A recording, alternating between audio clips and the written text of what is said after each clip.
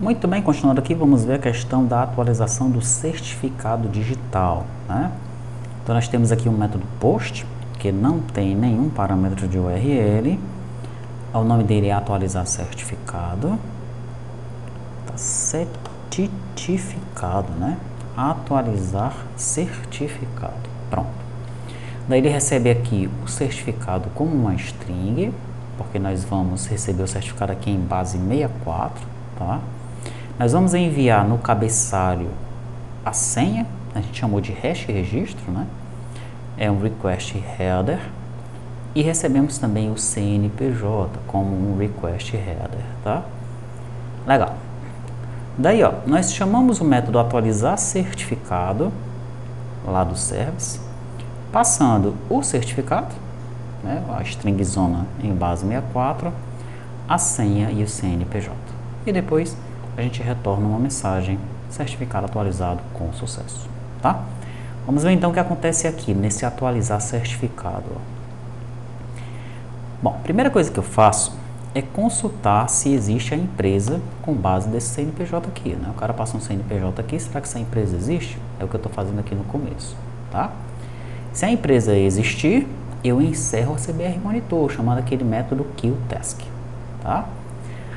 Daí, eu configuro os caminhos. Caminho do CNPJ, CBR Monitor, mais o CNPJ da empresa. Caminho do certificado é esse caminho com CNPJ, mais o CNPJ da empresa, .pfx, tá? Daí eu converto e salvo o arquivo do certificado em disco, ó. Então, eu vou criar aqui uma array de bytes, certificado bytes, tá? E vou chamar o getDecoder do base64, esse base64 vem do Java útil, e eu chamo o método decode, passando a string zona que veio lá do cliente, tá? Nesse momento ele pega a string em base64 e converte no array de bytes. Como é que eu salvo isso no disco?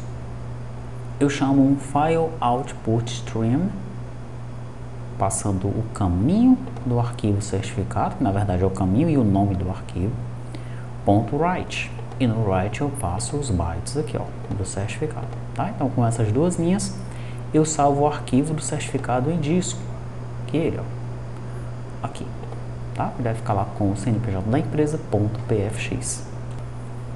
Pronto. Agora é que vem um detalhe aqui, ó, tá?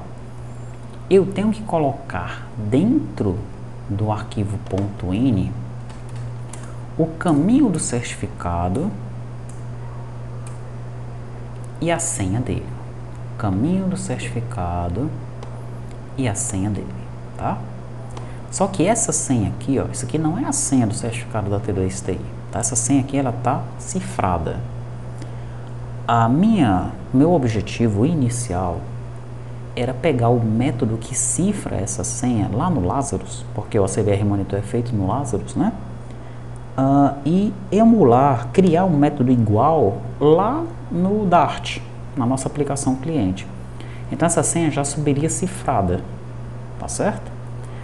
Só que quando eu fui ver esse método lá no Lazarus, né, do ACBR Monitor, os caras utilizam primeiro um método para cifrar, com uma chave esquisita que eles colocaram lá, e depois eles pegam um componente que grava os dados no arquivo ini e utilizam outro método desse componente para cifrar também, tá? Para gravar a chave cifrada.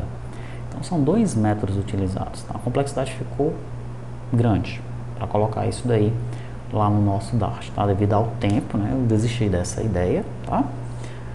E resolvi implementar isso nos servidores. Para implementar isso nos servidores, o que é que eu preciso fazer? Né? Não implementar os métodos nos servidores, né? Eu vou chamar um comando do ACBR Monitor para ele configurar o caminho e a senha do certificado, tá? Que é esse método aqui, ó. O método que eu vou chamar, deixa eu mostrar logo qual é. É esse setCertificado.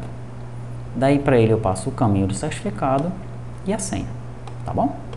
Beleza, é isso que eu vou fazer, tá? Mas, né, a nossa aplicação cliente, ela chama o monitor via sockets, não é isso? Então, a gente configura um monitor para trabalhar com sockets, né? Aqui em cima, ó, no CBR Monitor, ele tem dois parâmetros, TCP ou TXT. Se TCP tiver 1, é porque ele está trabalhando com sockets. Logo, TXT vai ficar 0. Tá? Se TXT tiver 1, ele está trabalhando com arquivos. Logo, TCP tem que estar 0, neste caso. Tá bom? É um ou outro. Né? Beleza. Daí, o que é que nós poderíamos fazer nos servidores, nos 5 servidores? Implementar a comunicação com a CBR Monitor via sockets também, já que ele já está configurado para trabalhar com sockets, né? Mas a complexidade disso seria alta, tá? Eu ia ter que implementar sockets nos 5 servidores para mandar um comando para o monitor que está no mesmo computador. Não faria muito sentido. O que eu fiz então? Eu vou, no momento de mandar o caminho do certificado e a senha do certificado para o monitor, eu vou trocar ele para ele trabalhar com arquivo. Aí eu mando um arquivo texto para ele de entrada. Aí ele grava esses dados e depois eu troco ele de novo para sockets. Tá? Essa é a lógica aqui, ó. Vamos alterar o monitor para receber dados em arquivo TXT para armazenar os dados do certificado. Faremos dessa maneira porque o monitor criptografa a senha. Tá? Então, o nome do arquivo INI é caminho com CNPJ mais a CBR monitor.ini. Aí aqui, ó, eu starto o arquivo INI, como eu fiz lá em cima para configurar o monitor. E eu altero, ó, o modo TCP para 0 e o modo TXT para 1. E gravo isso daqui no monitor, tá? Lembrando que lá no começo eu matei o monitor, né? O monitor está fora do ar, beleza? Depois então que eu altero de TCP para TXT, eu executo de novo o CBR monitor. Neste momento aqui, quando ele é executado, ele está esperando arquivo texto. Se por um acaso o cara mandasse um comando TCP, não ia funcionar, tá? Mas ele não vai mandar comando nenhum porque ele pediu para salvar o certificado. Então nós estamos salvando o certificado nesse momento aqui. Não tem como o cara mandar nenhum comando ainda, tá? E se outra empresa mandar comando? Essa outra empresa está mandando comando para o monitor dela, que está noutra pasta. Tá bom? Então nada vai interferir com essa empresa aqui. Tá bom? Pronto. Depois então que eu troco a CBR monitor para texto, eu chamo esse método aqui, ó. Gerar arquivo entrada no monitor. Para esse método eu passo o caminho do arquivo certificado, a senha e o CNPJ. Esse método é o que está aqui embaixo. Ó. O que ele vai fazer? Ele vai apagar o arquivo de saída, caso exista, tá? Algum arquivo de saída de resposta na CBR monitor. Vai criar o arquivo de entrada, tá? Dentro da pasta CBR monitor, CNPJ da empresa, ent.txt. E vai colocar esse comando dentro do arquivo de entrada, ó.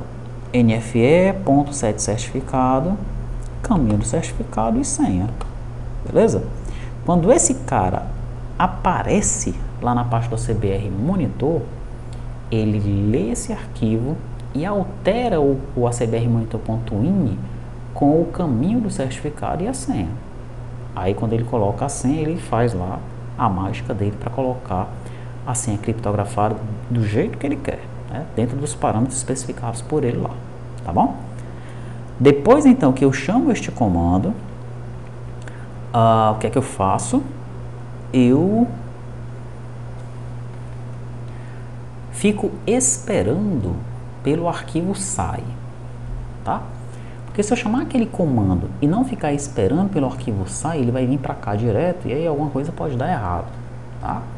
Então eu só crio esse file SAI aqui, ó, na memória, tá? Para que eu fique esperando, tá? Então enquanto esse arquivo não existir dentro deste caminho, ele fica nesse laço infinito aqui, ó, tá bom? Mas a CBR Monitor rapidamente vai colocar o arquivo SAI lá com o retorno e a gente passa direto para cá. O que é que eu faço aqui de novo, ó?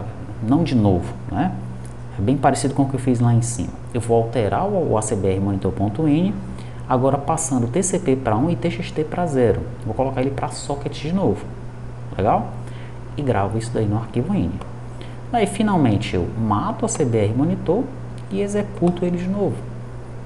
E agora ele vai ser executado trabalhando com sockets, né?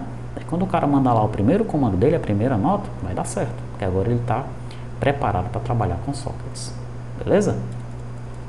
Pronto, e esses são os passos aí para nós configurarmos o certificado aqui no servidor Java, tá? O certificado para a empresa, para que seja possível trabalhar com a CBR Monitor.